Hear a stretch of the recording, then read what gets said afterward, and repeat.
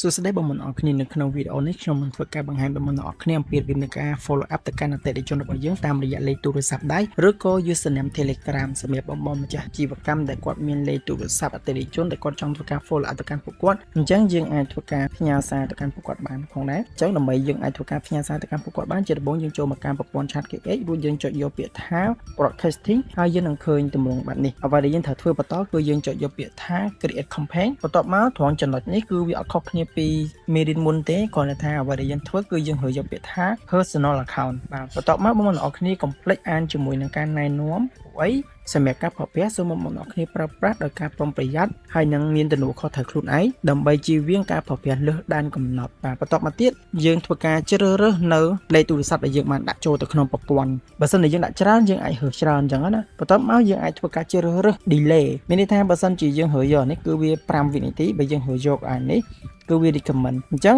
កាន់តែយូរកាន់តែល្អដើម្បីឲ្យគណនីដែលយើងផ្ញើទៅវាមានសុវត្ថិភាពបាទអញ្ចឹងខ្ញុំសូមយក8វិនាទីនឹងទៅដែរបន្ទាប់មកទៀតត្រង់កន្លែង option ខាងក្រោមនេះវាមានជាជំរឿនឲ្យយើងត្រង់កន្លែងនេះបើសិនជាយើងមានលេខច្រើនយើងអាច upload ជា file Excel មកតែបើយើងមានតិចតួចទេយើងរើសមកត្រង់នេះមកហើយយើងសរសេរចូលមកអញ្ចឹងខ្ញុំមានជាលេខទូរស័ព្ទរបស់ខ្ញុំជាគំរូចឹងខ្ញុំគាត់នៅ copy នេះមកខ្ញុំសរសេរឡើងវិញបាទអញ្ចឹងនៅពេលដែលយើងដាក់លេខទូរស័ព្ទហើយយើងនឹងឃើញជាមួយនឹងការកំណត់សម្គាល់ថាប្រព័ន្ធអាចធ្វើការផ្ញើសារបានទៅកាន់លេខទូរស័ព្ទទាំង4ឬក៏ username ទាំង4ហ្នឹងបន្ទាប់មកទៀតយើងធ្វើការដាក់ឈ្មោះចំណាំបន្ទាប់មកត្រង់កន្លែងនេះគឺជាចំនួន message ដែលយើងអាចធ្វើការជ្រើសរើសបានអញ្ចឹងយើងអាចធ្វើការជ្រើសរើសជាប្រភេទ message យើងមានជាអក្សររូបភាពសំឡេងវីដេអូជា fileជារូបភាពហើយនឹងអក្សរឬក៏ជារូបភាពហើយនឹងសំឡេងអញ្ចឹងខ្ញុំសូមជួយរើសជាមួយនឹងរូបភាពហើយនឹងអក្សរបាទបន្ទាប់មកយើងធ្វើការដាក់បញ្ចូលនៅរូបភាពដែលយើងចង់ធ្វើការដាក់ខ្ញុំឧទាហរណ៍រូបនេះបន្ទាប់មកយើងអូសមកក្រោមត្រង់កន្លែងនេះយើងអាចសរសេររៀបរាប់អំពីអ្វីដែលយើងចង់បង្ហាញ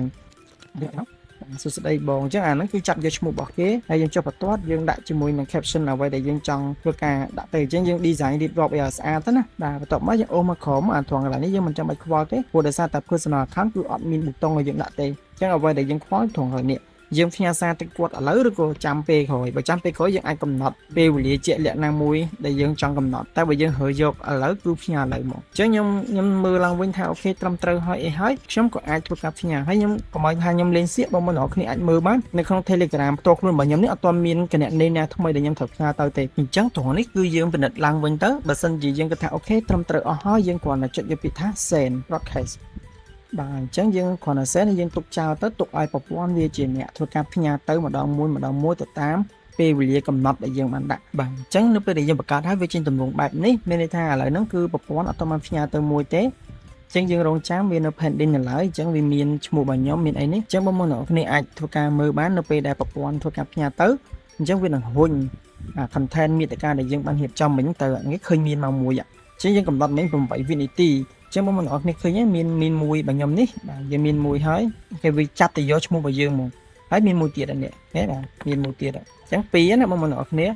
បាទហើយឥឡូវមួយទៀតនេះ3នេះយើងមើលមកនេះ3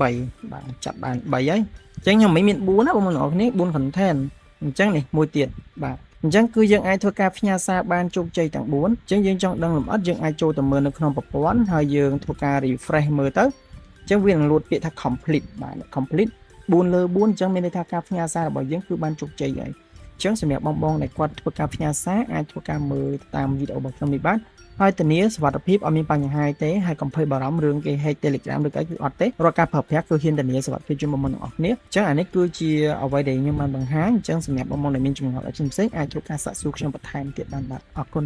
សូមអរគុណទំនាក់ទំនងមកយើងខ្ញុំសម្រាប់ព័ត៌មានបន្ថែម Scan QR code នៅទីនេះ